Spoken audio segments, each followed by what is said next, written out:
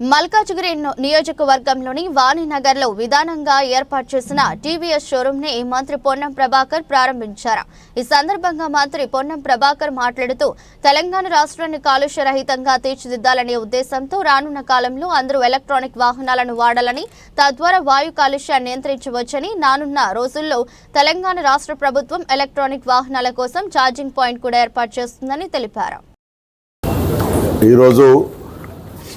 మల్కాజ్గిరి ప్రాంతంలో ఇక్కడ two wheeler వాహనదారులకు అందుబాటులో ఉండాలని తెలంగాణ రాష్ట్రంలో మోటార్ ట్రాన్స్పోర్ట్ డీలర్ అయినటువంటి ఆదర్శ గ్రూప్ ఆఫ్ కంపెనీస్ ఎండి సత్యనారాయణ గారి ఆధ్వర్యంలో ఈరోజు ఇక్కడ టీవీఎస్ సుజుకి షోరూమ్ను ప్రారంభించుకోవడం జరిగింది.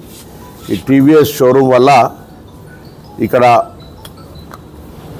కన్జ్యూమర్స్కి అందరికీ కూడా టూ వీలర్స్ దగ్గర షోరూంలో అందుబాటులో రావడంతో పాటుగా టీవీఎస్ మారుతున్న కాలానికి అనుగుణంగా ఎప్పటికప్పుడు చిన్న మోపెడ్ నుంచి ఒక మంచి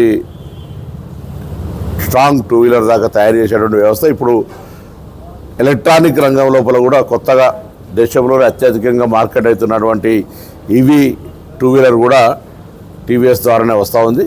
సో ఈ సందర్భంగా టీవీఎస్ అనేటువంటి ఒక బ్రాండ్ ఇమేజ్, టీవీఎస్కు సంబంధించినటువంటి లాంగెస్ట్ హిస్టరీ ఉన్నటువంటి కంపెనీ, మోటార్ ఫీల్డ్ లోపల ప్రజల విశ్వాసం పొందుతూ హైయెస్ట్ సేల్స్ ఉన్నటువంటి కంపెనీ షోరూమ్ను ఈ ప్రాంతంలో ప్రారంభించుకున్న సందర్భంగా అందరికీ నా శుభాకాంక్షలు.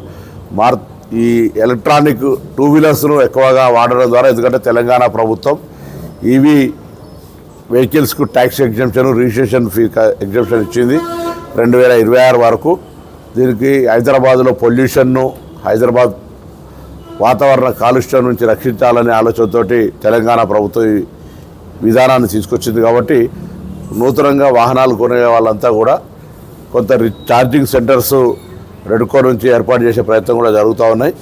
ఎవరి ఇళ్ళలో వాళ్ళు కూడా పెట్టుకోవచ్చు టూ వీలర్స్. కాబట్టి ఈ టూ వీలర్స్ రంగంలో కూడా ఎలక్ట్రిక్ వెహికల్స్ విప్లవం రావాలి. సిఎన్జి కావచ్చు, ఎల్పిజి కావచ్చు, మిగతా ఆటోస్లో కూడా పర్మిషన్ ఇచ్చినాం. ఆ విధంగా ఓఆర్ఆర్ లోపల హైదరాబాద్లో అన్ని ఈవీ, సిఎన్జి, ఎల్పిజి వాహనాలు రావాలని ఆకాంక్షిస్తూ ఉన్నాను.